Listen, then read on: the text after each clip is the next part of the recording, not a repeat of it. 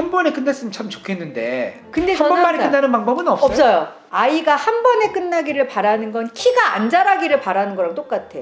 한 번만 하면은 그럼 얘가 키가 여기서 멈춰야 돼.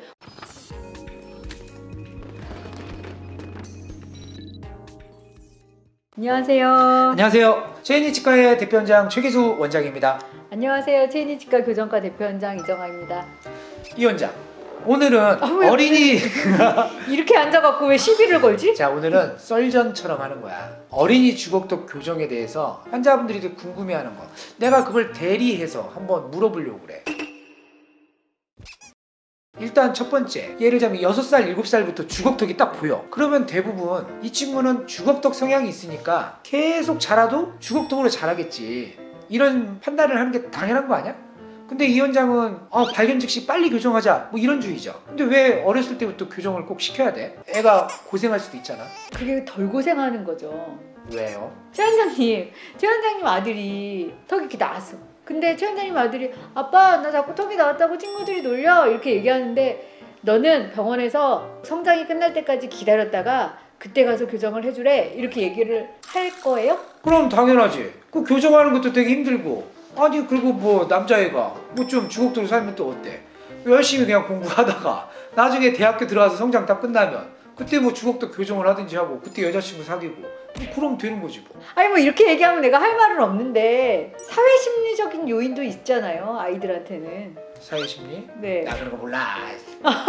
알잖아. 알면서 왜 모르는 척해.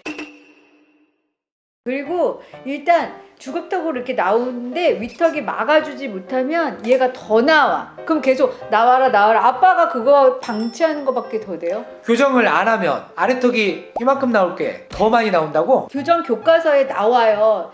가장 아이디어란 유지는 정확한 교합이다 라고 나오는데 그냥 방치하는 거예요, 그야말로. 내 아이의 턱을. 아니 근데 사실 주걱턱 교정 어차피 해도 또 애 커나가면서 다시 주걱턱이 또 될 수도 있고, 그쵸? 뭐 또 이런다고 하니까 사실 좀 걱정되는 게 있지. 주걱턱 심화도에 따라서 한 번으로 끝낼 생각만 하면 안 돼요. 2번, 3번도 할 수 있다라는 마음으로 접근을 해야, 그 정도 노력은 뭐 2, 3년에 걸쳐서 약 6개월에서 8개월 정도씩 한 2, 3번만 하면 수술을 막아줄 수 있는데 그 정도는 할만하지 않아요? 말 잘했네. 그러니까 교정도 2번, 3번 하면 일단은 애는 애대로 교정받느라고 힘들어 죽겠고, 그다음에 또 돈은 또 어떡할 거야? 돈 많이 들잖아. 교정할 때 2번째, 3번째 할 때마다 돈 들어가고. 그거 난 피곤해서 좀 별로 와닿지는 않는데.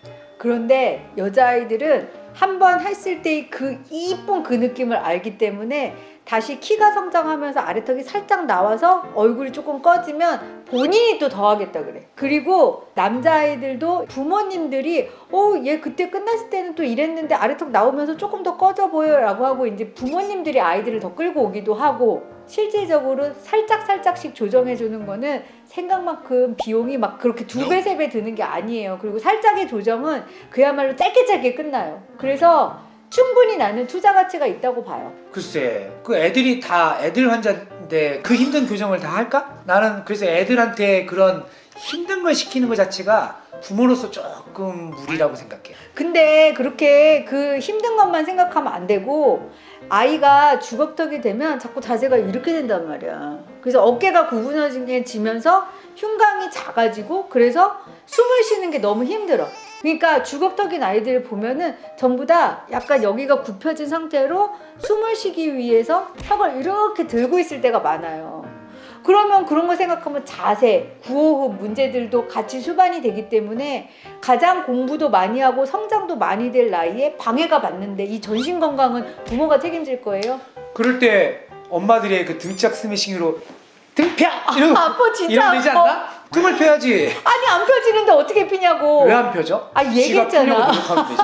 노력해도 안 되는 건 구조적 문제가 있다는 거예요. 구조적 문제가 있는 아이한테 계속 등짝 스매싱을 해서 아이와 부모 간의 사이가 나빠지는 건 그럼 나중에 어떻게 보상할 거야. 그러니까 나는 분명히 이런저런 이유들이 많아서 뭔가 문제가 생기면 그 아이의 예후를 보고 치료에 대한 시도를 부모와 환자가 노력을 해서 해야 된다고 생각해요. 여자애들은 뭐 그런 걸 좀 인지할 수 있지만 그 남자애들이 그런 걸 딱 교정하면서 그래 나 등도 펴졌어 몸도 좀 좋아진 것 같아. 뭐 이러면서 좋아요 교정 효과 이럴까? 그래요. 왜 언제 그러냐면 할 말이 없네. 숨이 쉬기는 게 엄청 편해졌다고 얘기해. 그러니까 한 번도 나는 코로 숨을 쉬어본 적이 없다. 난 항상 입을 벌리고만 있는 줄 알았다. 근데 중고생 애들이 그 얘기를 한다니까. 나 숨쉬기 편해졌다. 그래서 집중력이 좋아졌어. 성적이 오르기도 하는데 뭐 이거야 뭐 아이들에 따라서 다르니까 내가 성적 올린다는 얘기는 못하는데 아무튼 숨 쉬는 거 엄청 편해해요. 그러니까 그거는 뭐 최 원장님이 알아서 판단해. 아니 뭐 그럴 수도 있겠지만 나는 제일 걱정이 아니 교정을 해서 그냥 한 번에 끝냈으면 참 좋겠는데 부모 입장에서 근데 얘가 또 두 번째 교정도 할 수 있다 이렇게 생각을 한다면 애를 이렇게 고생시키는 게 좀 그런 생각도 많이 들긴 하거든. 근데 한 번만에 끝나는 방법은 없어요? 없어요. 그건 정말 모순인데 아이가 한 번에 끝나기를 바라는 건 키가 안 자라기를 바라는 거랑 똑같아.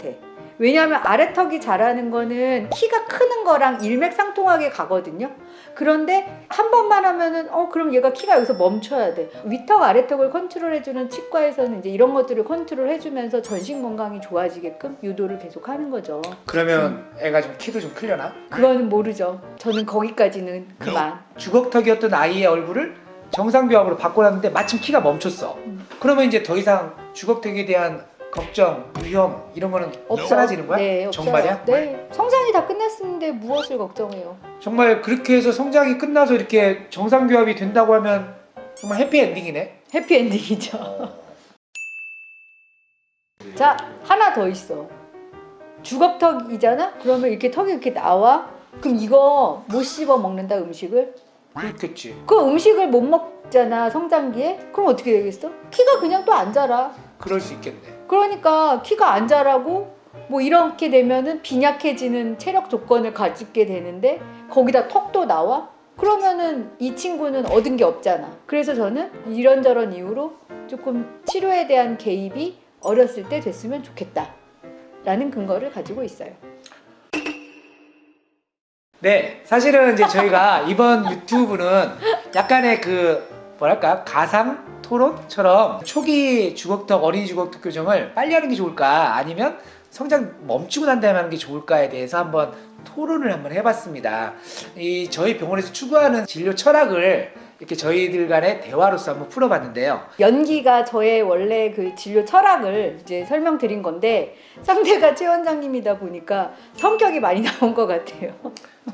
연기 지망생. 근데 아무튼 여러분들이 이제 이 컨텐츠 유튜브 컨텐츠를 보시고 이제 어떤 방법이 좋을지는 여러분들의 선택에 몫이겠지만 그냥 제가 여태까지 진료를 20년 넘게 하면서 경험적으로 우러났을 때 이제 권유를 드리고 싶은 사항을 한번 즐겁게 이제 이렇게 구성해 봤는데 즐겁기도 하면서 유용하기도 했었으면 좋겠습니다.